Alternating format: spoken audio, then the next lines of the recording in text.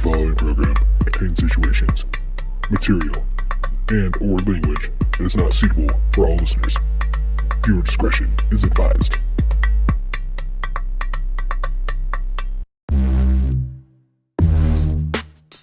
The following program is brought to you by His Productions.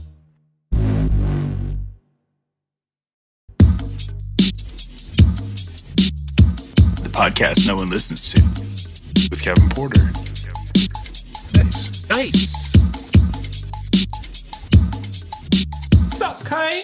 What's up, ladies and gentlemen? Been saying that shit all week, dude. Fucking Tom Segura, shout out, dude. What's up, Kane? I don't know. He does some video. I don't know. Shouts out some rapper, dude. I was like, that's always just like stuck in my head. So like, I've been like walking around like to my 10-year-old. I'm like, "What's up, Kane?" And he's like, "What? What the fuck do you say?" I'm like, dude, don't cuss. You're only 10. What's up, ladies and gentlemen? I'm Kevin Porter.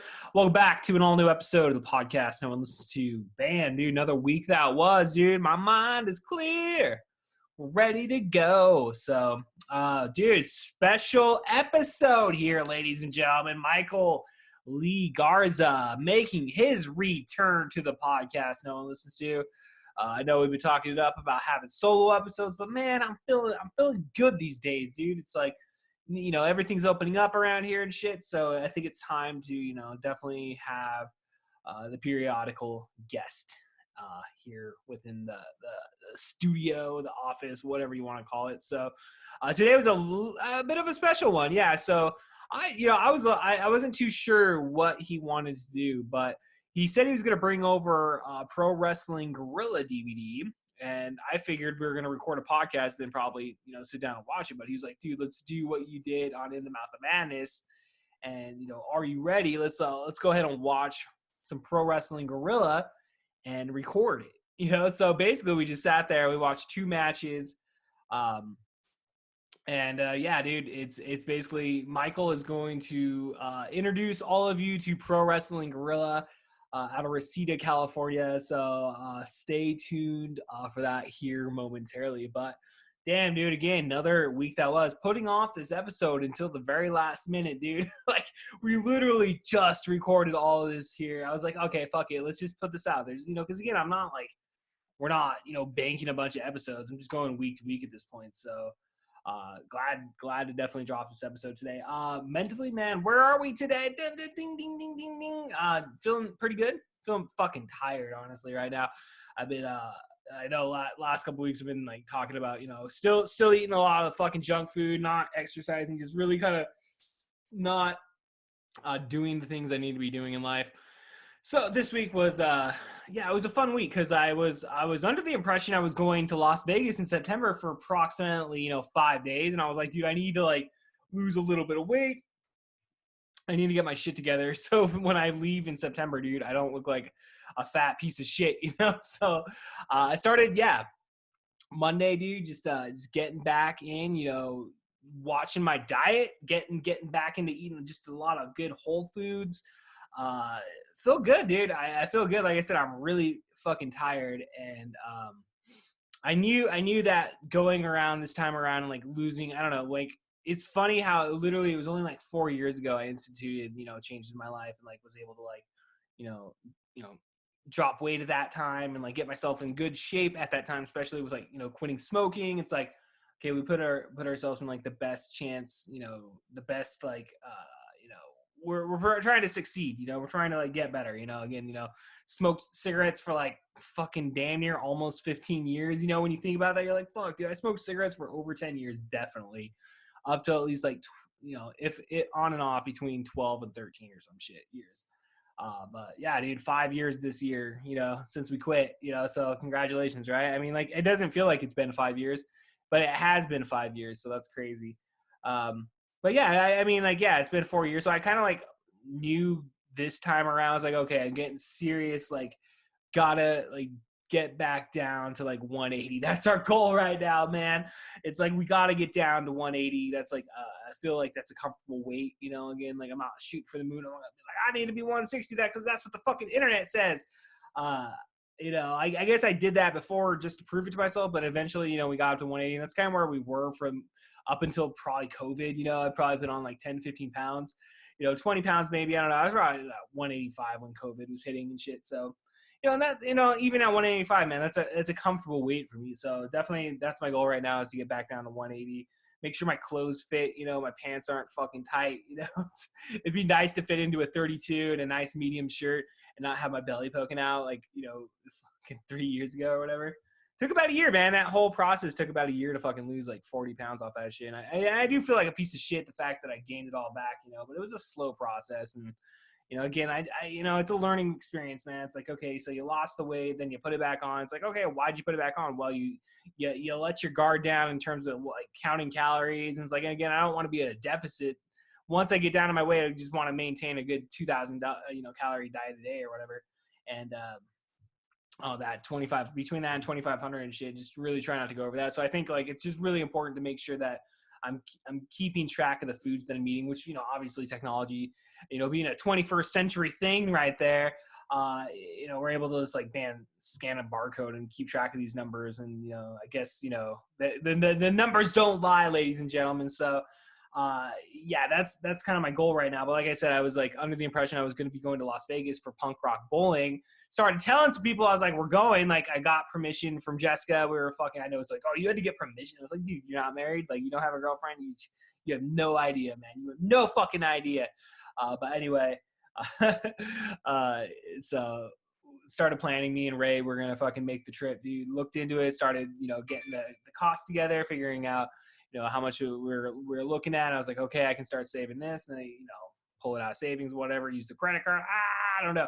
So anyway, my plan was I get paid this week. So I was like, okay, I just got to wait till I get paid. And then we can, cause we were kind of a little bit late to the game in terms of, we're like committed pretty fucking late.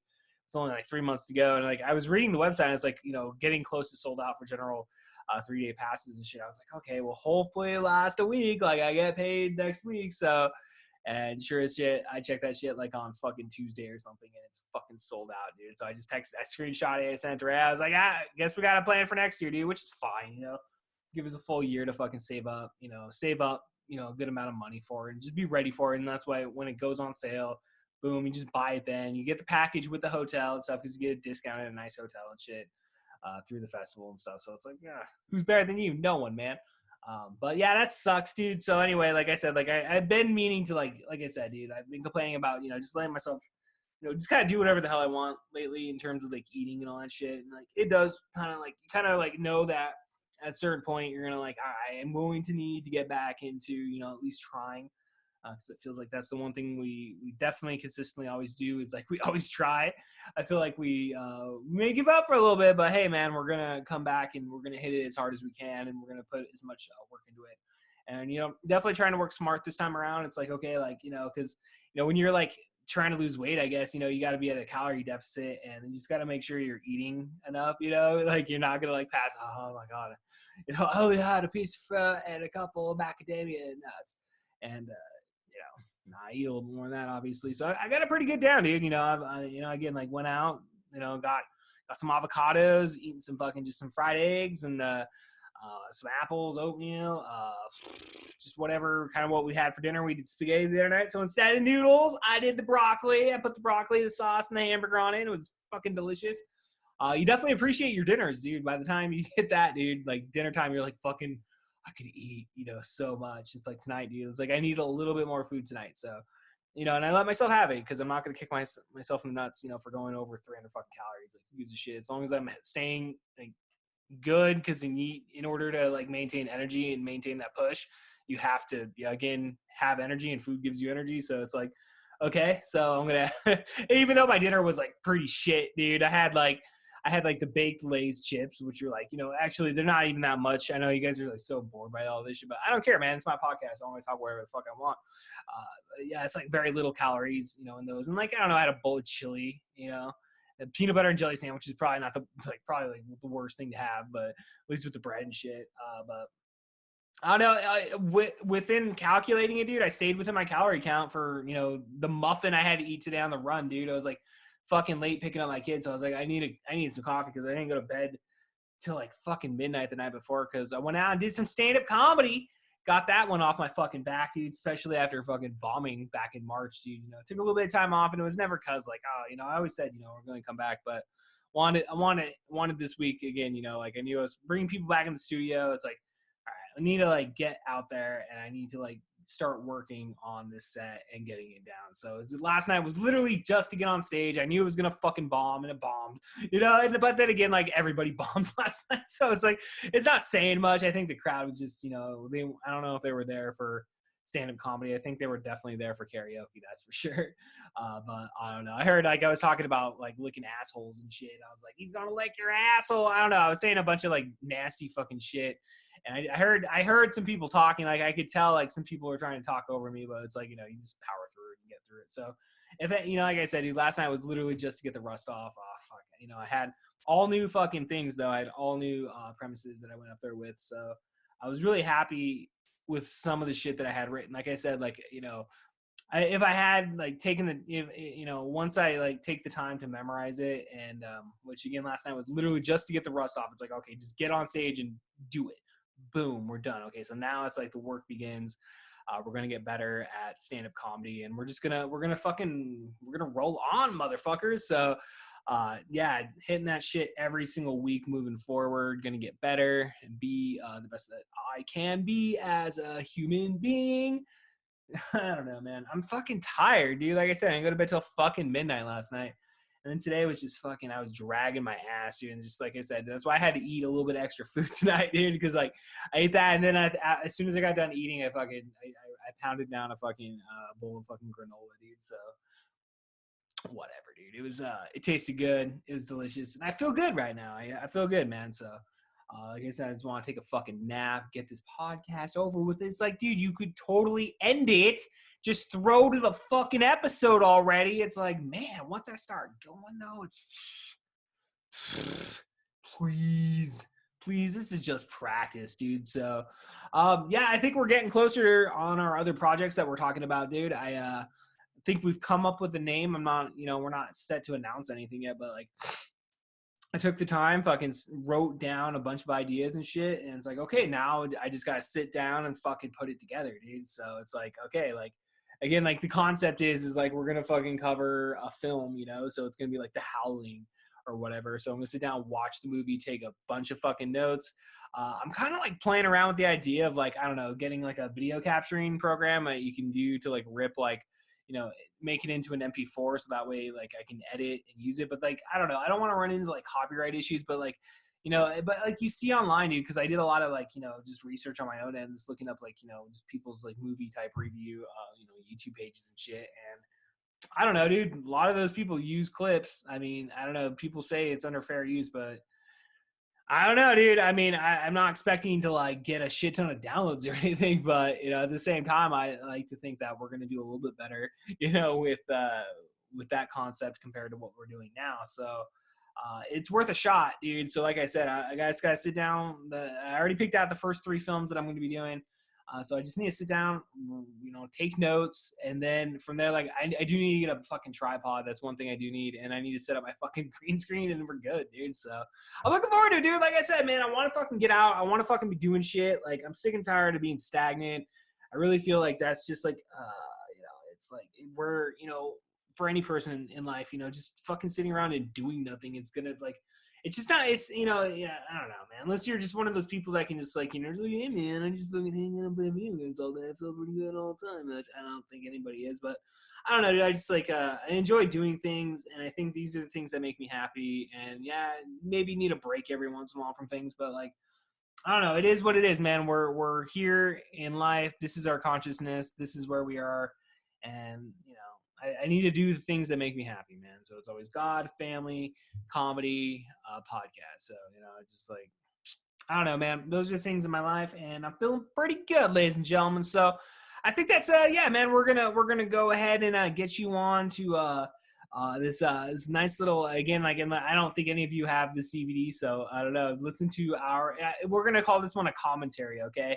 This is literally just Michael Lee Garza and Kevin Porter's commentary over Pro Wrestling Guerrilla. It was fun, dude. Like, I'm a big fan of professional wrestling. Actually, I'm finding myself, that's like literally all I'm watching. I don't ever get to watch Pro Wrestling Guerrilla I've never bought any of their DVDs, even though, I have kind of looked at them online a little bit, but like I've just never pulled the trigger, but I've always kept up with it in the sense of like, who's going through there, what's going on. It was cool to actually sit down and watch that, man. And Michael's got like 30 of those fucking DVDs, he said. So I was like, dude, we need to like sit down and just like watch these. Like, I just want to watch these, and just hang out. I don't know, dude, because like, yeah, professional wrestling, dude, it's life, motherfucker. So I don't know. Is it life? Are you right? Or are you wrong? Are you here? Or are you there? Poetic justice, motherfucker. All right, ladies and gentlemen, without further ado, I give you Michael Lee Garza. All aboard! And here we are, Michael Garza. Too sweet. Woo, woo, woo, woo. So we're going to be watching a special little bonus here for everybody on the podcast that Noah listens to. We're doing a watch along here. First match. So go ahead and set up the pay-per-view here that we're watching. Michael Lee Garza, or Mikey LG, and the barrage of other gimmick nicknames. I have brought a Pro Wrestling Guerrilla DVD show from around 2013, and it is Pro Wrestling Guerrilla's All-Star Weekend 9, Night 1 in Resplendent, Reseda, California. A couple matches, maybe one or two. First match is a tag team match. AR Fox and Samurai Del Sol, a.k.a. Kalisto in WWE, versus Ricochet and Rich Swann. I never realized that Samurai Del Sol was Kalisto. Yeah, that's what I was kind of like. I liked his Kalisto mask, but that Samurai Del Sol mask. And from what little of the commentary we'll be able to hear, this match, you don't hear too much of it, but the more we'll hopefully do watch-alongs, because again, PWG is amazing. You'll hear the commentary, whether it's Joey Ryan, Chuck Taylor, Excalibur, Kevin Steen. Rick Knox also does commentary, the AEW referee, the bald old guy. Rich Knox does fucking No, commentary. Rick Knox. It's Rick? I don't know. I always thought it was Rich, dude. Whatever. That's right. They called Era Fox Rick Fox once. Actually, I think they call him Rick Fox in this match. But you'll, like, with the later shows, you'll hear constantly on the commentary the infamous humidity within that building. Again, the show used to be in Reseda, California. This building's now been knocked down, but so many, like Excalibur, Kevin Steen, everybody would talk about how technically shitty the venue is. It used to be called the American Legion Hall. And they would talk about how horrible of a venue is, but like some magic moments happened within wrestling and just catapulted a lot of people's careers. El Generico, Kevin Owens, Ricochet, Cage, Elgin, Keith Lee for a short time, Jeff Cobb, of course. He was the second to last PWG champion right before COVID hit. And then Bandito wins the title from him, and then boom, fucking COVID. Shit, Bandito got fucked over on that one. Yeah, it was a huge pop too. But so this building's now unfortunately deceased. They knocked it down. But for the past 2 years, PWG's new home is the Globe Theater in Los Angeles, California. To paint a picture of the old venue in Reseda, like let's say you're in the front row, you could just reach slightly forward and then start smacking the ring with your hand. And it's a constant game of like musical chairs. You gotta grab your chair and your pitcher of beer, because everybody from small guys to big dudes like Cage will be doing dives outside to the ring. So that's just an example. So you just gotta drink your beer fast. Dude, like so much spilt beer, so much spilt water, and and then there's creative chants. It's like hipstery version, like these, like the people in the audience, I like to think are the hipstery, nerdy kids of, the OG ECW Psycho fans. Right. You know what I mean? Like, they're crazy for this company, like, they're loyal to this company, but their chants are a little more nerdy and dorky, and not necessarily like, Kane Dewey. You fucked up! You fucked up, even Piece though you of shit. nearly... No, actually, there's one of their biggest shows of the year is this tournament called Battle of Los Angeles, and Night 1, 2013 Bola, Brian Cage basically nearly died near the entrance. He got powerbombed by Tommaso Ciampa, but he slipped and he landed right on the back of his head, folded like a chair. The whole audience went silent, the complete opposite of the OG ECW crowd. They were just quiet and they were like, oh no, is he okay?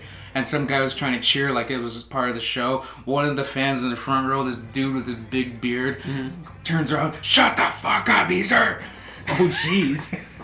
So it's just... It's a more caring crowd. Oh, absolutely. It's anytime people... Like, the fans know when somebody... Like one of the PWG guys gets signed to WWE and they'll start chanting for them already, like thank you for everything sort of thing, and the match hasn't even fucking started.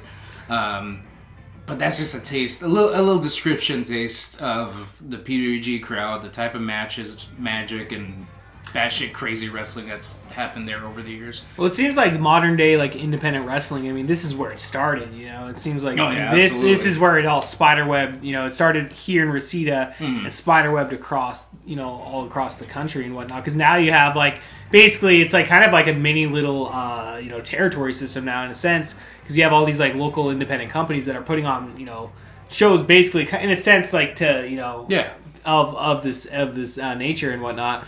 And I mean it's just impressive. Obviously this is being a 9-year-old event. Looking at the cover and stuff, it's like every single person that's on this show for the most part has or is working for a major company here in the United States. So it's just now in the future, definitely. It's just like just seeing that generation evolve and like grow into the the pro wrestling scene that it is now. And it's just.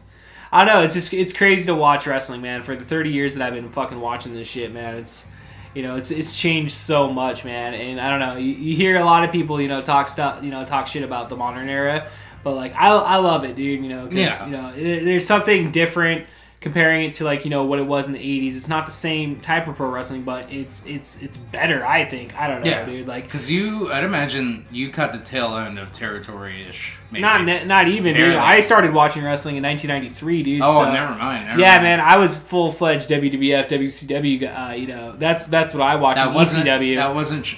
But I've gone back though and watched 80s and 70s wrestling the way it was, and I appreciate it for what it was. But I mean, really, when you look at it, it's like it's one of those things where it's like you just things evolve, things change in life, and I mean, we're not the same country that we were in 1980. We're not the same country that we were in 1990 or 2000. It's you see somebody in a daishiki or something, and you immediately assume they're the bad guy. Yeah.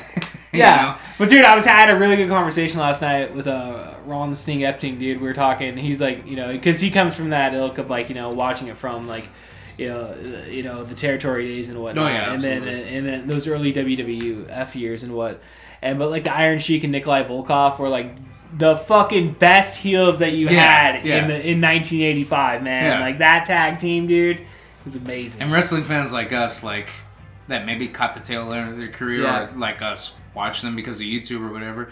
You can't help but be like, okay, that's a little like. Well, no, like, but I remember honestly, they were like some of the best heels ever. And my first introduction to Nikolai Koloff, dude, or Volkov, was in 1995 when he came in as the $1 million the $1 million team or whatever. It's like Ted DiBiase, Tatanka, Sid Vicious for a short time, like. And he came in on that, and I was like, "Who the fuck is this old guy?" I didn't see his run in the fucking 80s, but going back, man, it's good shit, dude. Dude, some of those 80s matches are like, all right, I get it. I mean the work rate, but the spectacle was there. Dude, absolutely. The crowd purchased. I don't know. Like an example of that is like Andre versus Hogan. Like some of the more supremely technically sound, gifted wrestlers talk about it. It's like, it wasn't the best match, but like. You're gonna sit here and tell me that's not one of the best matches ever, because of the energy of that crowd. Exactly. It's just like it's like Rock Hogan, WrestleMania 18. Because nowadays it's like people treat a Canadian destroyer, which is a flipping pile driver, and that's never not going to be amazing to me. But like I remember watching a clip from some either AAA or CMLL match, and there was like dudes just kept trading Canadian destroyers left and right for like 5 minutes. Wow. And it's like, fuck, like the Canadian Destroyer is like the new DDT. It kind of is, dude. I mean, like really, like when you put it that way, man, because like again, like I grew up in the '90s, dude. So like I remember watching I remember I was a little kid when the Razor Ramon Shawn Michaels match happened at WrestleMania 10, and I remember watching it. And it was like, oh, this is great. But then I also remember as a teenager watching Edge and Christian versus the Hardy Boys in the ladder match in 1999, and like raised up, and just like those TLC matches, man. Like to me, it's just like you're like, oh my gosh, this is like amazing. But yeah, now you see how it's like evolved, 10, 15 years later into art, because it's like kids are our generation now. People that are wrestlers or whatever. Yeah. Which is something I always like. I remember as a kid like thinking of. I was like, I wonder what it's gonna be like when I'm an adult, and like who's gonna be a wrestler then? Because you're thinking like, oh, you're all the same age and whatever. So, now like you got Kevin. I don't know. Kevin Owens like fucking he's great. All right, man. I'm gonna press play on this shit, dude. So, gonna count down on this shit. 3, 2, 1. Too sweet. Press play. If we, it'll work, dude. This DVD player is a piece of shit. Oh, you got the VCR and DVD built in, hell yeah. Yeah, I got that, but then the Blu-ray player's on top. Peep the dude in the I Pentagram Steen shirt next to the entrance. He just cheers for everybody, heel or face. And yes, Rich Swann still did his thing. Rich Swann, for those of you that may or not be familiar, he was Cruiserweight champion in WWE for a bit. Former TNA, Impact champion. Oh, that's right. Yeah, he just lost it to Kenny Omega. Oh. That was a good build-up, though. I saw clips of those. Those seemed like great matches. So, yet again, this is PWG All-Star Weekend 9, Night 1. It's usually a 2-part night. And we only have time for 2 matches. The first one is AR Fox and Samurai Del Sol versus Ricochet and Rich Swann. Their name, the Inner City Machine Guns. The what? The Inner City Machine Guns. Yeah, which you'll hear Chuck Taylor later after he hears their new tag team name, the Inner City Machine Guns. Chuck Taylor yells at Ricochet, "You're from Paducah!" So this just reminds me of like punk rock wrestling, dude. Absolutely. This is like completely DIY. I mean, like you're in a shitty hall. I mean, this is where you would have like a fucking punk rock band come in and just play for a fucking bunch of people. Oh, dude. Absolutely! Look at peep the disco ball. So. Nearly every single show that was held at the American Legion Hall in Reseda, California, which is what we're watching now, there's a disco ball hanging above the ring. And also, some of these early PWG shows, my favorite comedian, Ron Funches, can be seen in the crowd somewhere. I don't know if you've seen Ron Funches. Yeah, I know Ron. I know who Ron Funches is. Yeah, he's a big professional wrestling fan. Oh, yeah. You always hear him on, like, Busted Open and, or, like, whenever he's promoting something, at least. And it's just amazing to see how far he's come, like, just health-wise, because he was pretty heavy fit back then, and he's just lost so much weight. So you see this older gentleman just came through the curtains. Again, this is audio for us. Sorry, folks. There's an older gentleman who came through the curtains. Now he's at the bar, right? Yeah, I see him. That is, I believe... the manager, event coordinator. His name's Larry, but Excalibur and everybody just calls him Legion Larry. Legion Larry. And he's been part of certain matches so many times where fans will start chanting, Larry, Larry. Again, I've rewatched these DVDs so many times I have nicknames for certain fans, but unfortunately they're not in camera view. Rich Swann dancing off a bit. Rich Swann still, even back in 2013, 2012, doing the all night long Lionel Richie chants. And to which Chuck Taylor says in this match, and again, Excalibur, who has always been the main PWG commentator, with reoccurring guest commentators, Rick Knox, the PWG referee, Chuck Taylor, Kevin Steen, Joey Ryan, sometimes Sammy Callahan, sometimes Roger Strong, every once in a while Davey Richards, but the gold commentary was Steen, Excalibur, and Chuck Taylor and Excalibur. Yeah, I remember last summer Excalibur straight up I guess he said something I guess there was a match or some sort of play or whatever when they had to use he used the N-word or whatever. Oh, but my it was God, it was something. Did you hear that? No. That doesn't surprise me. But he went into isolation or whatever over that, just to I guess over guilt of being in that situation or whatever. I mean, it was something that apparently that was approved. Like, it was something that was discussed between everybody, but he just still felt bad, I guess. I don't know. And Excalibur's one of these dudes that, like... I mean, he don't care who you are. Fuck, dude. But also, Yeah. have you ever seen Aero Fox wrestle? Nah, dude, I've never Watch seen a Aaron Fox. man who Yeah. hates himself because of his move style. Oh, see, here's all the people fucking moving right here. Yeah. Holy shit. Oh, Ricochet coming dude. off, springboard meteor. Yeah, you don't see this shit in WWF, dude. Yeah. You're not seeing Ricochet drop fucking knees on faces. Like, you see him do that to Sheamus? No fucking way, dude. I have no clue. I haven't That's seen what's a going single on right now, Ricochet yeah. WWE match. Really? Okay, this... I saw him win the U.S. Championship in Tacoma. I saw you took a little smoke ski earlier. Just so you know, because of that, what you're about to see is in real time. Because I don't know what kind of what you packed in there, but I packed in salvia, dude. Okay. I've been smoking salvia all afternoon. well, just know this is in real life. Nothing's crazy. Okay. Well, maybe for you, I don't know. Uh-huh. Because after all, there's a pretty cool looking luchador in the ring. But now it's Ricochet and Samurai del Sol, and they're about to have the most insane wrestling cruiserweight action film sequence in the history of PWG in like 5 So minutes. is this match like widely regarded as like a for this sequence of spots coming up next? Absolutely. 100%, dude. So how did you exactly get into PWG? Like, when did you? Just how I did with, like, I'd say ECW, Ring of Honor. I just would type in wrestling on YouTube. I got into using YouTube pretty late compared to my other friends. Okay.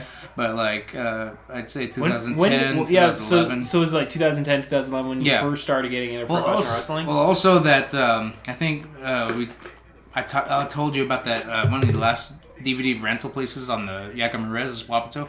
It's called St. Jack's. Yeah. Back when they just barely started renting DVDs, and DVDs are still pretty new. Along with the WWE pay-per-view DVDs that they would have for rent, they had 2 Ring of Honor DVDs for rent. That's when I learned about Ring of Honor. It's like, holy shit, hold on. Have, like, straight up a wrestling Samoa Joe and CM Punk had matches against each other? What is this magical... Here we go. Oh. Look at the cartwheel. Look at that crowd just pop up, dude. Samurai del Sol reversed out of a head scissor from Ricochet by like lunging forward on his hands and then like pedaling forward, and then like does a handstand thing. Oh fuck! Double dude. backflip into a head. Oh my god! I don't know how commentators do it. Okay. Damn. Jeez.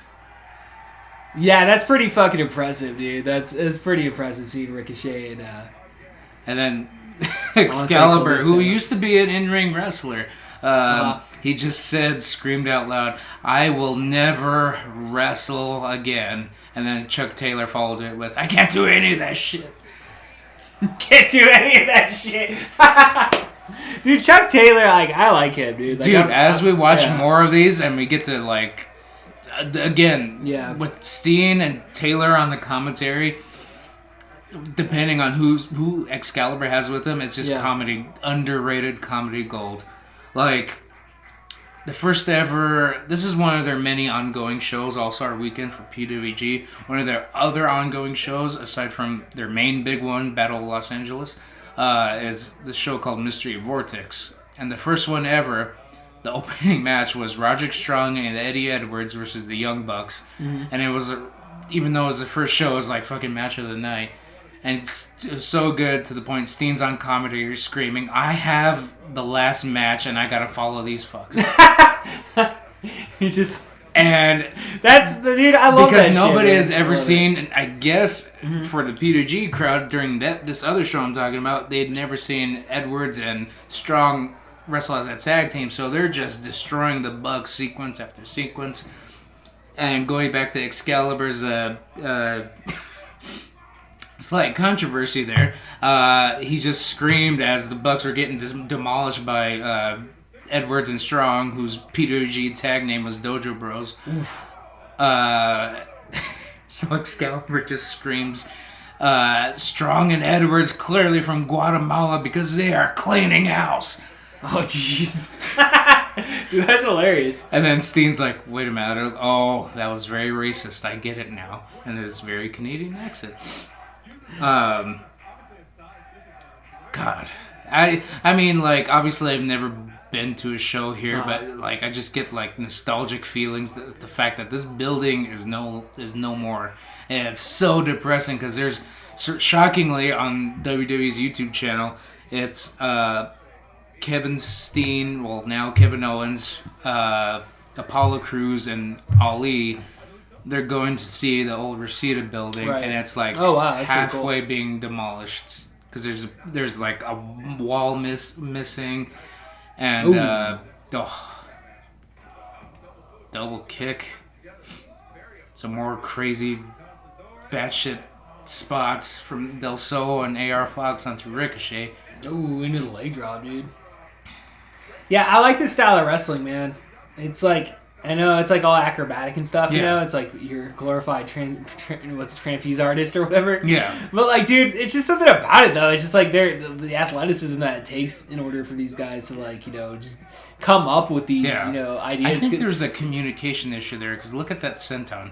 Yeah. You know what I mean? Right there. So, Del Sol did like a frontwards... I almost want to say Eddie Guerrero style senton, but it wasn't as pretty because he kind of landed ass first, and his entire ass nearly landed on Ricochet's chest. Ace Crusher. Fucking jeez, dude, that looked like he almost broke his neck. Yeah. Again, with that mask, I can see why, as Kalisto... Has Rich Swann even been in this match? It feels like Ricochet was in there for like fucking 10 minutes. Yeah, absolutely. Yeah. That's one of his older famous spots. Who wants to see a drop kick? It's weird to see him like with no like dreads. Yeah. Because now he's got dreads. And he's I had the complete different reaction. Everybody's used to seeing him with dreads. I'm like, he has dreads now? Yeah, wait a minute, he's Impact World Champion? That's sick. All right. Dude. Rich Swann was always cool, man. Like I was. It's like weird because it's like he seems like a cool guy, but then you hear about the allegations. But then I'm like, well, like it's everybody has business, an off day. Everybody has an off day. It's like at the same time, fuck. Well, what happened with him was like basically like what it was like an accusation of like domestic violence or whatever. Yeah. Which like I mean, again, dude, like I don't know, like shit happens. You understand it, you know. If he, you know, he got arrested. He did whatever he had to do for it. It hasn't happened again. You know, kind of one of those things you have to have redemption at some point in your life. Yeah, absolutely.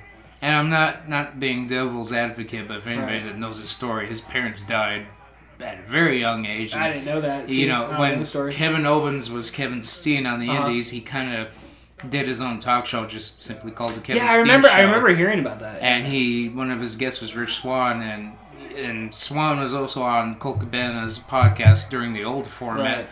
Right. Excuse me. He just told his life story. His parents died at an early age. He got, you know, wherever he lived, legitimate inner city, unlike Ricochet, because again, Ricochet's from fucking Paducah, Kentucky. He's from fucking Kentucky. Oh, yeah, that's right. He's from fucking Kentucky. Yeah. That's right. Chuck Taylor actually trained him a tiny bit when they were both teenagers. Dude, younger pictures of Ricochet as a teenager are strange. I've seen those pictures. Oh, does he have like long hair? Like, yeah, he's so scrawny, no tattoos, and now he's like the most athletically gifted.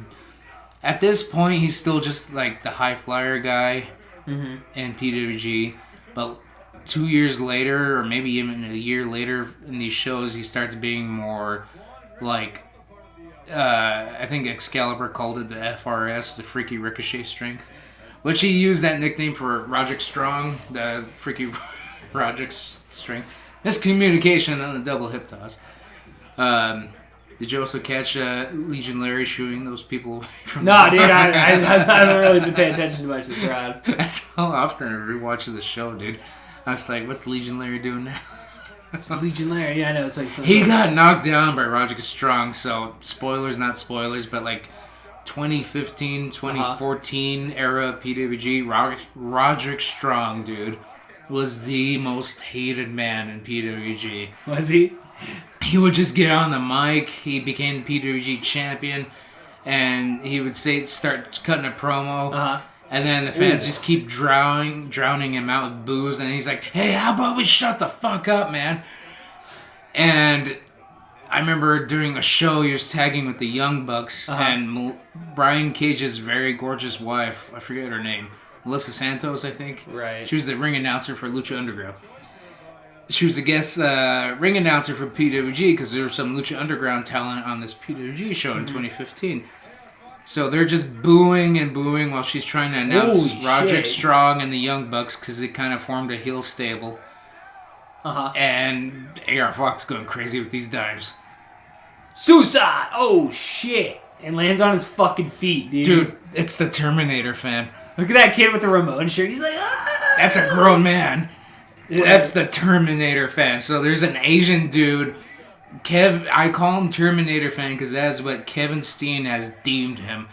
He normally sits in the front row.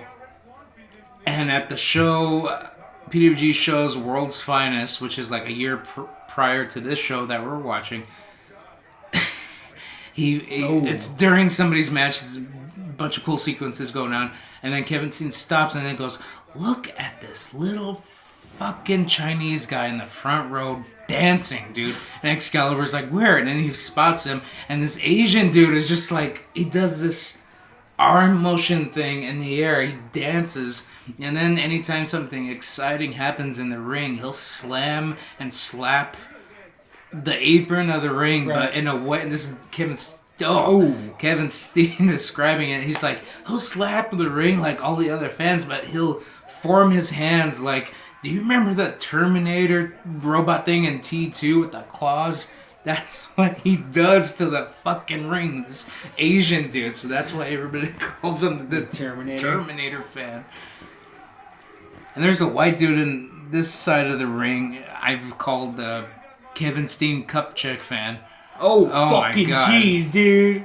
What the hell do you call that? Like a corkscrew, I don't know. like Excalibur a comes deadfall up. corkscrew or something? Exactly. Excalibur is very famous for just coming up with random names. Right. Oh, there's my boy Deshaun's 2 cents. Y'all go check him out. He talks like this. He rates dabs and wrestling matches. Deshaun's 2 cents on Instagram. Big chubby white dude. He's at every single PWG show, indie show across America, to the point where now he does commentary for, I believe, Game Changer Wrestling. But he's just a legit cool dude. He has Ricochet capturing AR Fox, fucking nearly killing him with that regal back, shoulder capture or something plex. Anyway, Deshaun's 2 cents. Follow him on Instagram. He's a cool dude. I don't have Instagram, so he's I can't follow. well, for anybody that everybody listens, else that has Instagram. he has a YouTube channel and a specific skit called Hot Tub Interview, and he's had David Arquette on. I keep that, dude. Okay. Standing shooting star pressed by Ricochet. It's a high flyer spot fest, folks. Fans are unsure whether to return to their seats. A rightful "This is awesome" chant. I almost don't know how to describe it. Like, I've never described a watch-along wrestling show, so I'm like, referees Patrick Hernandez. Well, damn, dude. I mean, your knowledge of this. I mean, you're the perfect person to come in here and teach me about Pro Wrestling Guerrilla, dude, for sure. So AR Fox does this insane spot. Y'all look it up if you want. Where a sitting opponent and the turnbuckles, Fox will do like, I don't know, run at them and then like backflip and do a reverse senton on them. Basically, nearly like hitting them in the dick with the back of his head. Ricochet doing that crazy ass moonsault Pele kick. Dude, like where the fuck is he like playing Street Fighter? That looks like it's straight up like Guile fucking just doing a backward that's straight up out of like a Street Fighter video game. That's probably like one of the last years he stopped doing certain moves. Like he started to focus more on suplexes, lifts. Oh shit! Just pushed him into the fucking crowd. What an asshole! Shit canning What Rich a Swann dick. to the crowd. Ricochet showed him some strength. And Ricochet's about to just show Holy shit! You see that every once in a while in WWE. Yeah. Like, you see these guys. Which is cool. Yeah. But again, like... It's not, I mean, like... It makes sense because it's WWE, but they're never going to show how technically, again, Ricochet is deceivingly strong. He has had matches against... He had a triple threat match in PWG against Jeff Cobb and Keith Lee. Right. It was the finals for the 2017 Battle of Los Angeles, and he lifted Jeff Cobb and then later lifted Keith Lee. Jeez. Ricochet did. You know? All those hours at the gym paid off, he also lifted Walter once. Walter? Yeah. I saw Walter, he took Here on... we go.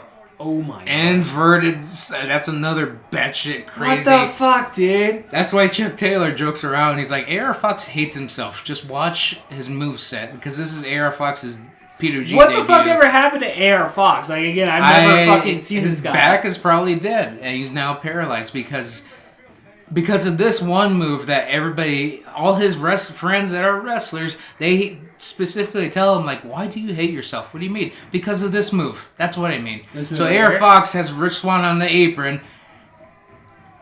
Oh! And just destroyed his own ass. You can just see, dude, the pain he must have been because in right there, dude. One of his moves is he'll do a top rope leg drop.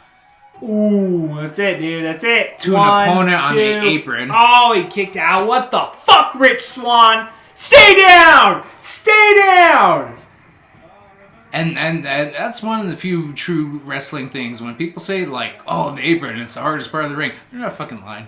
No, I take their word for it, dude. Yeah, I've never why, taken a bump in a ring a day in my life, dude. That's why, like, again, we can kind of hear the commentary, but, like, Excalibur and Chuck Taylor just squeal in agony. Oh, he blocked it. Oh, with the fucking kick. Fox trying to hit Swann with that Ace Crusher, and then Swann just does a, I don't know, kip up, reverse kip up. And then Ricochet shit, just dude. says, Yeah, fuck Ricochet you. comes in with a fucking drop kick over Rich Swann, man. I also love Chuck Taylor. What his reactions to high flying spots, he just has the loudest. Oh, I love that. That screeches. standing like fucking Hurricane Rana or whatever it is. And it's crazy because, like, I'm pretty sure Swann and Ricochet. Fuck, dude. That one's look botched, and then the 630 senton. Is that it? That's it right there, right? It's gotta be it. 2, 3. Damn, dude, what a fucking match, man! Especially that, you know, that part you were pointing out earlier at the beginning, like the standoff during that, dude. Like the sequence, y'all. Yeah. Again, PWG has their own YouTube channel. If you're interested, just search up PWG. Their videos are just practically, you know, edited previews of the shows that came out. Yeah, people should just go buy their fucking DVDs. Good luck with certain shows though, because like shit. Battle of Los Angeles Night 2 and 3 is sold out of print on their show, on their website, and that's 2015, my dude. Right. So that was match 1. All right. So what do we got for second? Is the main event. So the main event is Sami Callihan versus Drake Younger in a guerrilla warfare match, which is a no DQ match. And it's the first ever #1 contender guerrilla warfare match for the PWG Championship. And then the winner will go on to face Adam Cole, the at this time current PWG champion, the next night on night 2 for, you know, the PWG Championship. And I'm sure CZW fans are used to spots like this since Callihan and Drake Younger wrestled for CZW, IWA quite a bit. But for the PWG crowd, this is a lot of the spots in this batshit, crazy, intense, scary, violent match. It's a first, like I said, for some of these fans in the crowd. I'm sure they've seen it online. I'm sure you've seen it, Kevin. You know, randomly on YouTube or whatever. But again, this is a first for a lot of the people in this crowd. Oh, look, it's PWG's dad in the red shirt. Is that like his name or something? That's my name for him. He's just a laid back. This is an older gentleman. He's kind of got curly afro. This guy looks like he got a tablecloth at his mom's fucking house and a fucking 80s headband, dude. Looks like a poor man's Sabu. So they're introducing Drake Younger. That was white. Gave him the streamer treatment. All pure yellow streamers. Is there a reason for the yellow? Possibly representing gold, because at this point fans really dug Sammy, sense. but they were pushing for Drake Younger because his debut was against another batshit crazy kind of like, I hate to use the word spot fest, but essentially spot fest wrestler, but a badass one. His name's B-Boy. Geez. That was his debut against Drake Younger. Drake Younger, also, those of you who may have not heard of him, again, was a batshit crazy CZW deathmatch wrestler guy. But at this point in PWG, he kind of like changed his game up, tried to focus more. Oh, fucking jeez, dude. He landed like right on his head. Wanted people to take him more seriously as like, yo, I can wrestle too, man. Why the fuck haven't they taken all the streamers out yet? Kevin Steen on commentary says, fuck it, just leave him. And then 2 minutes later, all right, maybe we should take the streamers out. And then he takes his headset off a tiny bit and goes, sheep, take the streamers out. You, damn it. Yeah, what the fuck? Like, they're just sitting there. Oh my gosh, yeah. Kevin Steen is, I don't know if he's still good friends with Drake Younger, but at this point they were very good real-life friends. And his impression of Drake Younger, because he's notably a very happy-go-lucky guy. Right. Or so I thought. I don't know. There's some, I don't know, in my opinion, unfair fan rumors that he's a dick or something. It's like, I don't know. Like, when I listened to Drake Younger at Colt Cabana's podcast, he just sounded like a ray of sunshine. And Steen's impression of Drake Younger, oh God, Sammy, is just like, yeah, man, I'm a fucking wrestler, man. Just like, let's go, bro. Just a ray of sunshine. You wouldn't think that because he's, again, like, his head is just covered in scars. Yeah. Oh, Callahan. Yeah, right. Like, look at that. He's getting nailed with a fucking trash can. Callahan smacking like, legit hitting him. Like, there's Younger no blocking in the that. head with a trash can. It's like, put your hands up, bro. He looks like yeah, because I've never even heard of this guy before, dude. Yeah, and to think, what was the point I was trying to make? These guys are just straight up drinking out of fucking pictures, dude. Yeah, It's so badass. Drake Younger got signed to WWE, but he chose to be a referee. I think I don't know. Oh, so he was the referee referee, name okay. was Wirtz, W-U something. Does he still work for him? No, he was one of that recent big group of released talent. Is he the fucking the anti-vaxxer guy that's been on the internet? Probably. I sadly wouldn't put that up against Drake. Oh God. Younger just body slammed Callahan with a chair behind his back. I love seeing the crowd. I mean, you are right, dude. The Yeah. crowd is like half the fucking fun when it comes to like. And it's shows like rare this. to see a steel chair being used because they always use those plastic chairs. Which Oh, no sucks. shit. Which sucks because if you're in the So this is a fucking special front night? row, Yeah. you know, and a wrestler takes your goddamn chair, bitch, you stand it. Yeah, it's like, well, sir, I'm not gonna give you my chair. It's like, get the fuck. They just like punch you in the face. You're like, ah. It's all part Oh of the no, show. every single guerrilla warfare match they've had in the history of PWG, they'll say like, get up, get the fuck out of the way, because it's gonna get crazy. You know what it is, like, you know. It's still not too well known, the guerrilla warfare match, or it kind of is, but, you know, that's why they announced, like, whoever is in the match in a guerrilla warfare match, they're going to be moving around constantly, barely any time inside of the ring. Like, you know, if you think you're about to get hit by them, get the fuck out of the way. We understand it's a very small venue, folks, if we haven't put emphasis on there. It holds about 300 plus with standing room in this old venue. Well, it's kind of like, I mean, it's kind of the same thing with like those Defy shows and stuff. Like, Oh yeah, I wanted to go one of the shows so badly before COVID. Hopefully they fucking come back here soon. I need to start paying attention. Didn't to you the and website. Hennessy go? Dude, yeah, I went to like 3 of them, dude. Did you go to the one where the Young Bucks appeared out of nowhere? and Yeah, weren't unfortunately, announced? I wasn't at that one. I thought about going. Like, the one I went to was with one of the cooler ones that I went to was with Pete Dunne, Tyler Bates, and like Walter was there also. Like Walter took on like some local dude. I forget the guy's name, but But like it was pretty fucking badass, dude. Like these types of shows are fucking awesome, dude. When it's like, you know, just 300 fucking people, 500 people or whatever, man. And it's just like everybody just starts chants and stuff, and like, you know, I don't know, man. It's a good time. People definitely need to support their local wrestling scenes, that's for sure. In about maybe a minute or 2 minutes, Drake Younger's back of Drake Younger's head's about to get demolished unintentionally. Damn, dude. And that's the thing about Drake Younger, his character at this time, like he at this point of his career, during this match we're watching, he reshaped his in-ring game, technique, psychology, whatever you want to call it. I don't want to try to sound like a stereotypical fucking fanboy who knows what the fuck he's talking about. I've never been trained, I'm never gonna train, so like, you know, I just want to put that out there. But, I would shoot if I was given a chance, man. I'd go train. That's the sad part. I had the fucking chance. Did you really? There was or is a wrestling training place in Oregon, Salem, Oregon specifically. My buddy Max trained to be a wrestler, 6-7 months training, had a handful of matches, but some local guy didn't catch him correctly on a Hurricane Rana, and my boy Max just, I think he said, landed right on his shoulder. Ugh. And he's like, I love wrestling, dude, but it's just like these people just, you know, take care. He's like, there's a couple good guys that took care of me no matter what. They had no reason to be good humans to me, but they did. Oh my god. Holy shit. Callahan just powerbombed Drake Younger onto a garbage can, but like... It was vertical. Like, with vertical. Yeah. It's like upside down. That's actually the trash can, I think. That's about to just...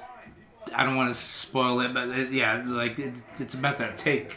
That trash can's about to take this match to an entirely scary level. Look at this crowd. They're just like no one's sitting anymore. No. Everyone's standing like literally ringside, dude. Yeah. And it's just standing up next to the fucking ring. And look at Drake's back of his head. I don't know how the fuck this happened because that can's not too dented. Ugh. So there's no... Yeah, I saw that. The laceration. So Callahan just hit Drake with a simple trash can to the head shtick, right? It's the bottom of the can. Oh, fuck. And he hits him, but somehow Callahan cut a huge chunk of Drake Younger's skin. Like, there's a skin flap dangling on the back of Drake's... Drake Younger is bald, by the way. So it's just 10 times worse because you can see it. Yeah, he definitely went to the hospital after this one. Oh, dude. Like, again, sorry, not really spoilers, but once the match is over, the fans start chanting, "Go to the hospital." Go to the hospital. Well, I mean, kudos to him for finishing the match, man. Oh, like, absolutely. That is gnarly. That's a gnarly cut, And then dude. Kevin Steen, because, you know, from the angle of where we see Drake Younger start to bleed profusely and that disgusting piece of skin flapping out in the wind on the back of his bald head, Steen and Excalibur, again, who are the commentators for this match, don't know that he's bleeding. And then once they realize how badly he's bleeding, Steen goes, I had to share a hotel room with Drake tonight, and I just know he's gonna get blood everywhere. Oh, jeez. Maybe I'll give him the bed and I'll take the, you know, whatever. Whoa! Oh, God. Sammy Callahan's Death Valley Driver is one of my favorites. Second to, like, I don't know, I always thought Christopher Daniels hit just a vicious but quick-looking Death Valley Driver out of Look nowhere. at those dudes. There's all these dudes fucking, like, just chugging beer, dude. Out of fucking pictures, This dude. homeboy with the hat in the front row. Yeah, with that Nintendo shirt. Yeah. He, later on, not in this era of PWG, but later on, he'll be seen passed out in the first or second row. By the third match, That's Kevin. awesome. To the point where, like, security tells him, bro, you gotta get the fuck... Like, go sit over here because, like, you're on camera, You've bro. been to these PWG shows before. You know how many dives there are. You're pissed, drunk. And then whether it's the humidity, and then plus the humidity, my dude. And like I said, and drinking beer in humidity is not a good thing, man. You definitely and should not dude, be doing. it's by the second or third match, late, like 2 or 3 years later from now. Again, folks, I've rewatched these DVDs so many fucking times. You've analyzed it all. Man. I don't have internet. I don't have cable. this is what I got, my PWG DVDs, and oh my god. Yep, there goes that trash can. It's, yeah. Younger just suplex Callahan on flat in the trash can, kick out. Only two. Only two. Just notice there's still a little bit of streamer in there. The little kid's all fucking in there, dude. Yeah, that kid and the taller white kid with cool, like, edgy shaved head. Yeah. They been to a couple of these shows that came out strange. But no, it's just because I always thought this was an 18 over show because of the bar. And again, like, I guess it's all ages, man. Yeah, again, you've heard Kevin say it a couple times, like, oh my god, I just holy shit. Jesus Christ. Younger just chucked one of these infamous folding plastic looks like chairs. Veins are just coming out of his, like, because I mean, there's blood, but it's like, I mean, there is a lot of blood there, but like, it's not like the wound isn't like profusely like bleeding, but it looks horrific. I mean, the streaks on his face, dude. It looks like a bunch of like veins just like popping out, dude. I don't know. It looks gnarly as shit, dude. Yeah, because you'll just. He's gonna do a 450 splash on the fucking who knows? I don't think he's capable. He can do a pretty good moonsault senton. Drake Younger, that is. So Drake has four chairs, two metal, two plastic. He had Sammy set up on them, but then Sammy just gets up, punches Drake as Drake's trying to get to the fucking top rope. A bunch of trading back and forth, wrestling style punches, man. And they just fucking superplexed each other through those four chairs. Yeah, it's like Callahan took the majority of that fucking bump, dude. Just nailing that. And also, Legion Larry, never a reaction. Rarely a reaction during some of the most like famous PWG shows. He's just sticking his hands in his pocket. Apparently he's a veteran. And he's been through this a couple times. Yeah, so like, there's a reason why he's not reacting to some of this. Is that Gary Busey? Where? Right there. It kind of looks like him. It's a younger version of Gary Busey. No, it does look like him. Bruh. Ooh. Oh, Jesus. Callahan with a vicious lariat. Drake Younger doesn't give a fuck about that lariat. He's pushing back, dude. A third lariat. I always like that, because you could do that clothesline in a No Mercy on the 64 right. Day, dude. So, or they, like, intertwine or whatever, you know. That, to me, was always, like, such a cool fucking move where they just do that. Like, because it makes you feel like, oh, they fucking hit him so hard that they flipped. Yeah. They flipped, just a fucking straight flip. Oh, that's a gnarly-looking powerbomb-ish. Oh, my God. BT bomb, BT, Razor's Edge, Callahan. Jesus. Oh, my gosh, dude. What the fuck is wrong with them, dude? So I forgot. One of these guys set up 4 steel chairs on the outside of the ring, and Sammy Callahan just basically razor-edged Drake Younger over the top rope to these. There's a fan in the crowd with crutches. He's all touching it. Oh! Get the camera off the wound, dude. You know what I think of, like when his head hits the mat and stuff, is like all because like you get MRSA and all that shit from. Oh, dude, like you get fucking staph, dude, like in that huge wound on your head, dude. That's another ongoing joke / just sad fact. Chuck Taylor, Steen, Excalibur have always said it.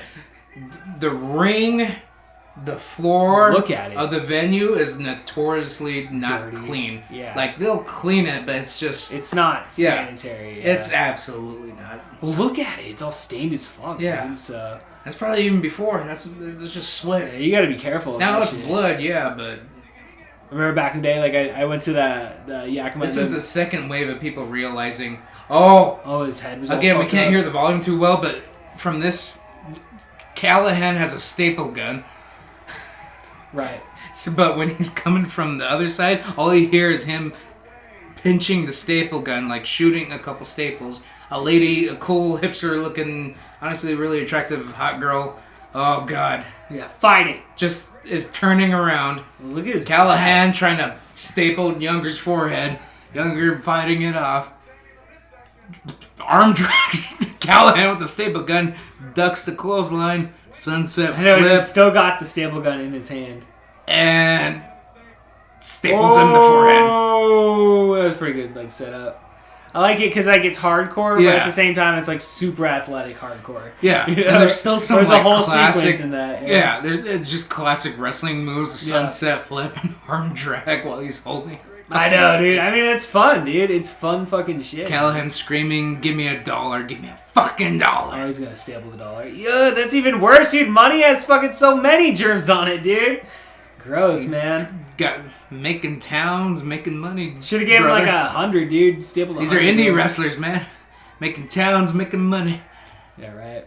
He's Callahan screaming at Younger to quit and staples $1 to his left cheek. Oh, Drake fuck. Younger selling the shit out of it, not too hard because he has a fucking stapled dollar bill to his face. Grown men are covering their face and look like Yeah, look at that guy. they just watched the latest Anthony Hopkins movie, The Father, and cried like I did at the ending. There's that beardy dude that told that one fan to shut the fuck up that I was talking about earlier. Another single dollar bill has been stapled to now the right cheek of Drake Younger. Drake Younger looking like the cover of a, I don't know, fucking Cannibal Corpse album. Now he has a lot more blood streaming down his face with two single... Ugh. He rips it out. Callahan just There's ripping blood out all the over dollars. it. Blood all over the money.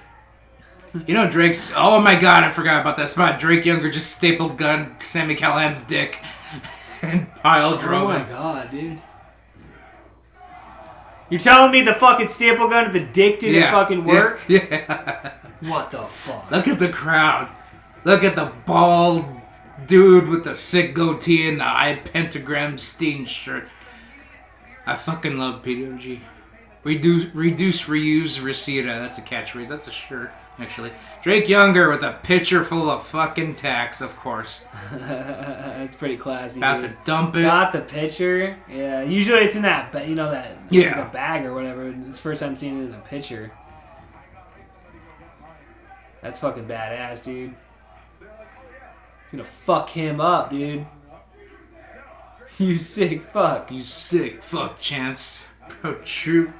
Yeah, I love professional wrestling, dude. Like Big I right love from professional Callahan. wrestling. Oh, God.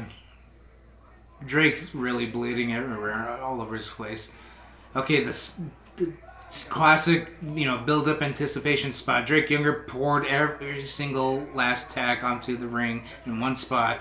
Drake's back is facing the pile of tacks. Forearming Callahan. They're trading spots. Who's going to land in it first sort of spot? Oh no. Oh, backflip reversed.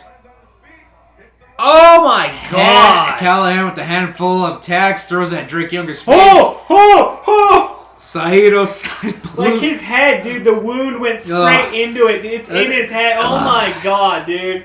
You're a sick fuck for bringing this into my house, dude.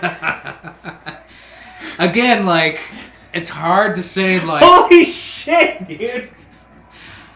Bro, I forgot how good and Holy new your shit. TV is, because I have a shitty, like, older laptop.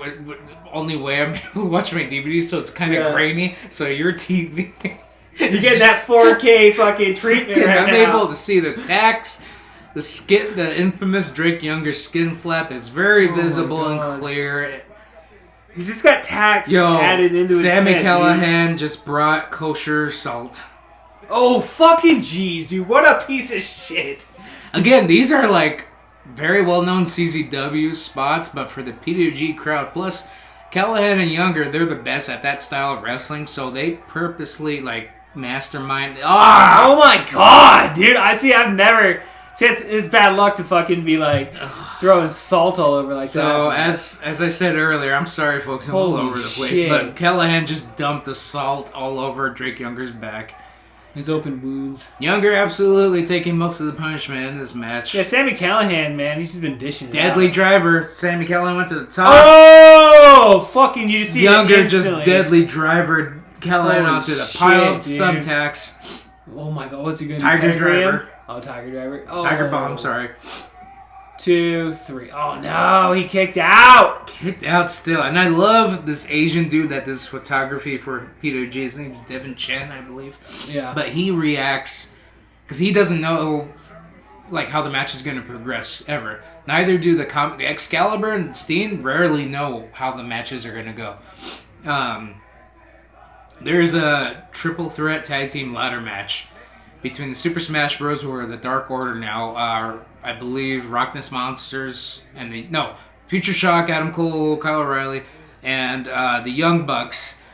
And Steen and Excalibur told all 6 of those men, yo, don't tell us how the match is going to go because we're going to do commentary for that match. Don't tell us how it's going to go. Right. It's just magic, dude. Oh!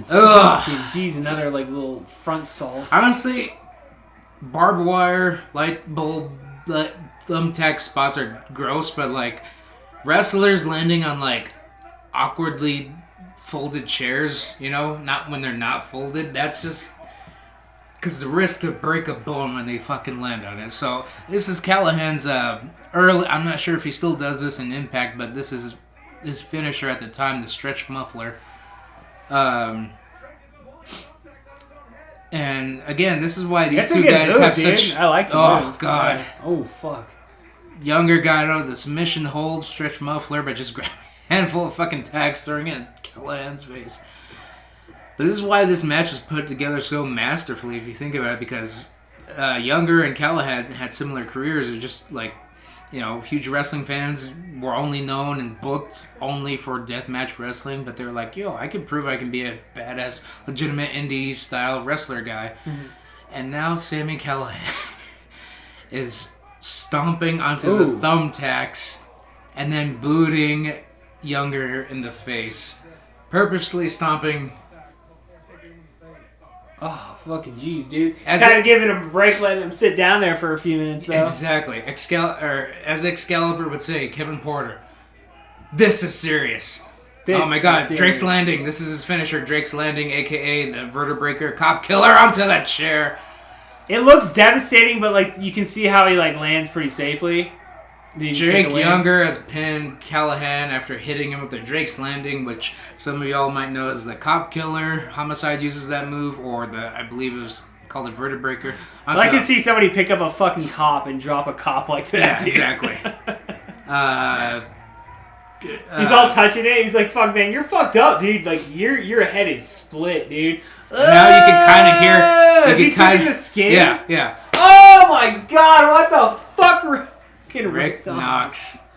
Son of a bitch. Listen to the crowd. Yeah, dude, go to the fucking hospital, The man. crowd chanting, go to the hospital. Everybody, genuine concerns on their face. A mixture of genuine concern and genuine appreciation for the batshit violence that just took place. Yeah, that was one of the more intense hardcore matches I've seen in a long time, dude. So it's a 9-year-old fucking pay-per-view. Or 9-year-old event or whatever.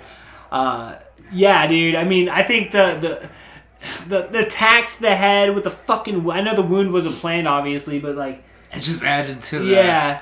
And the salt spot, I mean, like, I've never actually seen that spot in a...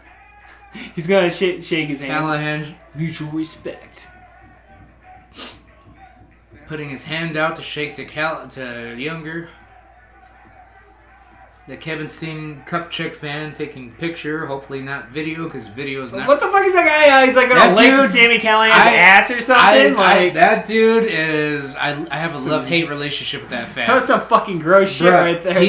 Anytime the camera's near him, he'll go in the front and just like shake his hair and pull his hair. It's so fucking annoying. It's like, you fucking did you not get enough attention from your mom when you were fucking 5, you dumb And then later in the years, there's a big chubby white dude, bald dude with a beard and glasses that looks like A-Train's younger, softer brother. Brother. I've been calling him Coach Bloom, this fan. That's one of my nicknames. Coach Bloom, that's and he's cool, but he's like this guy that Adam Cole sneaking into the ring and just... Boom!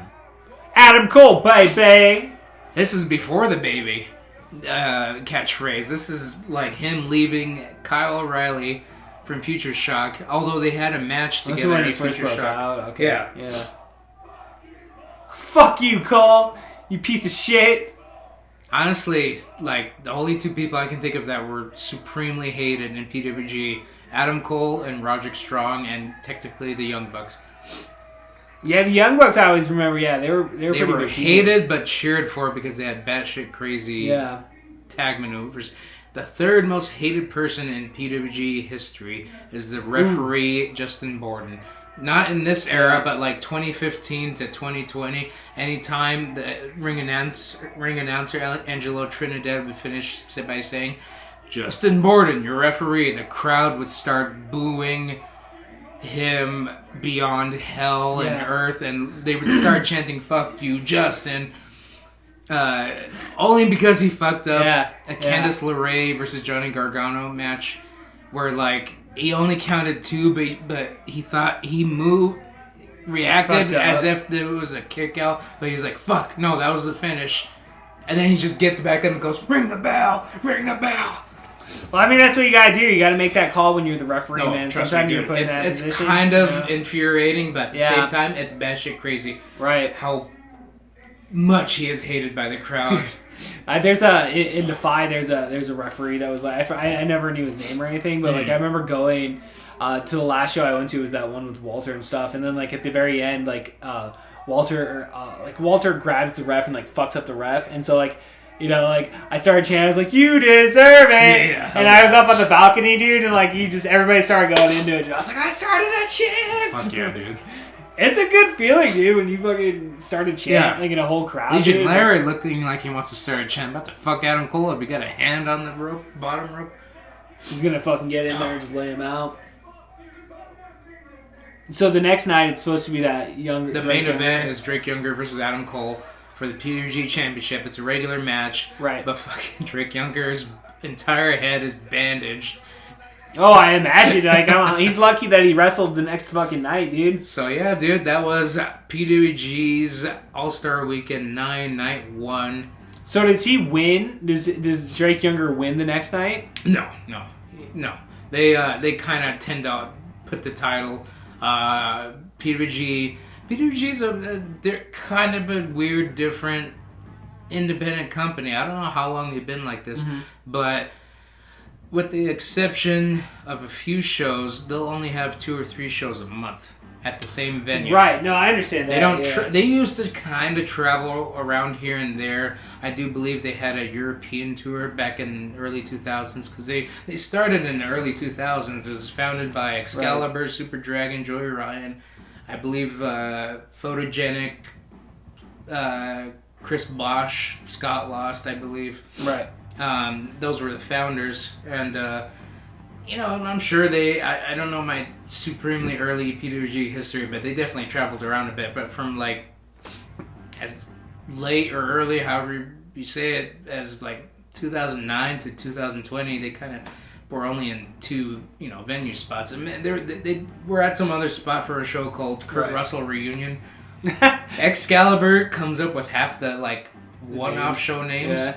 And, like, okay, so All-Star Weekend sounds like a wrestling show name, as does Battle of Los Angeles. But then there's other stuff like DDT4, which is, like, the tag team tournament version of Battle of Los Angeles. Right. But what it stands for is Dynamite Duumvirate Tag Team Title Tournament. He's ridiculous. He's a creative motherfucker. It's fucking man. Ridiculous. Yeah. Excalibur is the man at making names for this. There's been names like Smells Like Steen Spirit. That makes sense. Steen Wolf. The Perils of Rock and Roll Decadence. Sold Their Soul for Rock and Roll. After Prince died, they just named the show Prince. After Bowie, Lemmy, even Bill Paxton, they named their show Game Over Man. The last show they created right before COVID hit was The Makings of a Varsity Athlete. What's the reason behind that one? I still don't know that story. Yeah. My buddy Josh Costello, and I'll force him to listen to this because I put him over. He really got into PWG and got me into it. He even got to go to PWG's All-Star Weekend 12, both nights. Oh, wow. In person. Shit. And, dude, he was sitting 2 seats away from fucking Gillian Jacobs from Community. Oh, shit, dude. And, like, he didn't know who she was. They had a nice little talk, and because of the amount of fucking moving, because of the dives, and making sure they don't die, his chair was kind of out of place, and I guess she told him, like, oh, it looks like you're in seat row 1 and 2. Right. Fucking... And, dude... 2 years after this show, I forget which show it's called. It might be From Out of Nowhere Yeah. or Mystery Vortex 3, 2, whatever. Right. Ronda Rousey's in the crowd. I was gonna say I remember hearing about With that. Shayna Baszler, Jessamine Duke, Roderick Strong's now wife. In the front row, too, not like even like on the stage where the commentary booth is set up. And later, from like 2014 to, I want to say 2018, you can see Shayna Baszler in the crowd for like every single show between those years. Oh, wow. Along with Jessamine Duke and whatnot. And then for a show, I think Mystery Vortex 4, motherfucking Joe Manganiello and Sofia Vergara in the front row. Attracting all the celebrities. Ethan Page, when he was still tag teaming with Josh Alexander, their indie tag team used to be called Monster Mafia. Okay. He body slammed whoever their opponent was, and then he looks directly at Joe Manganiello. Almost pulled a Hulk Hogan and called him the wrong name. He looks directly at motherfucking Flash Thompson, Deathstroke, and goes, "I'm the real Magic Mike, bitch." Oh shit! And then all ego Ethan Page pulls his trunks down to show his ass cheeks to the crowd, and then gets penis plexed by Candice LeRae. Oh jeez. That's just a taste of. It's just a taste, dude. It's just a taste. Maybe that's the name of this. Whatever you know. Again, apologies for not being more clear on the format, but obviously. You can tell when I'm excited to show you this. Yeah, you know? Man. I know. Like, I know the last time you came on the podcast, we talked about like watching wrestling the next time. I was like, I don't care. You choose a format, my dude. This is your obviously, like your helm. Mm-hmm. But it's like, I get like this is that one thing where I'm like, I'll even show this to my non-wrestling fans, right? Even though they hate it, but then they'll watch it like a certain like, they'll see Kevin Steen's pop-up powerbomb for the first time. Or, Ricochet's 630 senton, Roderick Strong's chops, which, again, when Kevin Steen went to WWE, it was just very strange to see that the pop-up powerbomb was going to be his finisher. Right. Because that was like the setup. The setup to his finisher on the Indies, because it was a package pile driver. Oh, yeah. But for obvious reasons. You can't use that pile driver in WWE anymore. No. They use that shit elsewhere. I mean, you still see it. You still see Joey it Janela doesn't give a fuck. He uses it in AEW. And Joey Janela, when debuted in PWG, he was in PWG for a while. Right. He hit somebody with the most crooked, disgusting, vicious package pile driver. But before he did, he just looked at the crowd. Kevin Steen still has me blocked on Twitter. That's a good line, yeah. Dude, and then he had a match against Dalton Castle. Dalton Castle tries to blows a couple raspberries on Joey Janela's pudgy stomach. Yeah, because that's like the running joke that he's calling. And then Janela shoves him away. Jelly Janela or whatever. And then Janela gets to the corner, the turnbuckle, and goes, no. No raspberries, only strawberries when they're covered in chocolate, and I got a nice honey to look at. And then, crickets in the crowd, but Excalibur and Chuck Taylor were just dying of laughter on commentary. Well, it's like, shows like this is, again, like, dude, this is why I love professional wrestling. Yeah. This is like, the DIY punk rock element. And I'm sure there's a lot of cool other indie wrestling companies that I've heard of or have yet to hear of that I just haven't had the chance to dive into. I'm a huge fan of Beyond Wrestling. They kind of have the same, lackadaisical storyline telling or whatever. Well, it's good. It's just, I don't know. It builds community, man. Absolutely. You get to know the people in the crowd, especially when you're attending these shows. I mean, you become friends with these people. I don't know, man. There's something about professional wrestling, I think, that just brings everybody together. Oh yeah, absolutely.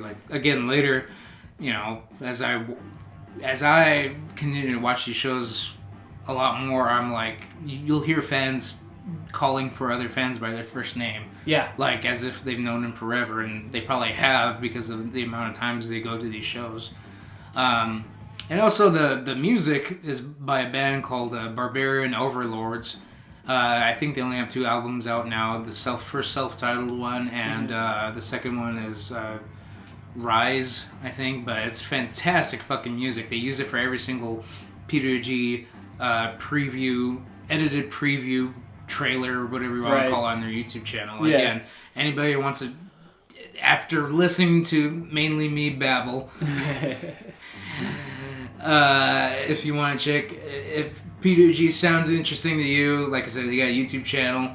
Again, because of COVID, they haven't done a show since late last year. Well, hopefully, I mean, not late last year, everything's but opening up, dude. So yeah. hopefully they'll be doing shows here in the near future. Well, also, like, half of those guys that booked the shows, they're now in AEW. Excalibur, Rick Knox. Oh, that's a good point. Yeah, maybe You know. they're not. Yeah. I mean, they did their last 2 or 3 Yeah. pre-COVID shows. There was a lot of like AEW talent. MJF made his P2G debut. Oh wow. Yeah, I remember hearing that. I remember when he had that match there. Yeah. The Super Smash Bros. One last time in P2G Right. to be called as the Super Smash Bros. But obviously they were dressed as the Dark Order. Right. They had a match in P2G. I forget what show, but Jungle Boy kind of got a huge name. He was a California area wrestler, and then once he got to P2G, his name got wider Big. and wider. Yeah. And it was kind of funny because his debut was against Brody King in P2G. Oh wow. And Excalibur sometimes does announcing and commentary. Jungle Boy's P2G debut, and Excalibur goes, "From the mighty jungle, this is Jungle Kid." Oh no. You And do it on it's- purpose, or you just fuck it up? No, he fucked it up. And then like 6 to 10 minutes into the match, Yeah. Excalibur hears it, finally understands what the fans are chanting. They're saying, "Jungle Boy, Jungle Boy." And Excalibur goes, "Oh wait, it's Jungle Boy. Oh fuck, that was bad. I fucked that up." He's like, "Yep, I'm getting a text from, sorry, I fucked that up." I fucked that up, guys. You can't cut that in post.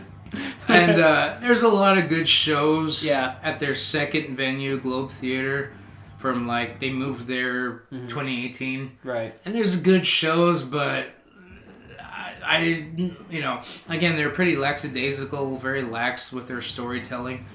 But there's like literally no feuds or anything going on from 2018 to 2020, which is fine because again, there's amazing matches going on, but also like Excalibur's the only one on commentary, so it's just kind of like you can kind of hear his loneliness in his voice. I mean, obviously he's a fantastic commentator, and I was so excited when I heard he was was now All Elite, 2 years ago, Yeah. however long AEW's been around. Well, at least he's getting a good paycheck. He deserves that, man. Especially after going along on because they're not making.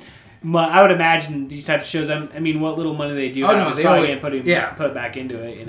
They always joke around of like make next to nothing in P2G, but technically this company, this California wrestling company, P2G is where you can make the most money, which is cool. Definitely make a name for yourself, that's for sure. And again, this show, All-Star Weekend 9, Night 1, a returning Paul London versus Kevin Steen. You had debuting Trent, just got released or left WWE, and had a match against Roderick Strong, poor soul.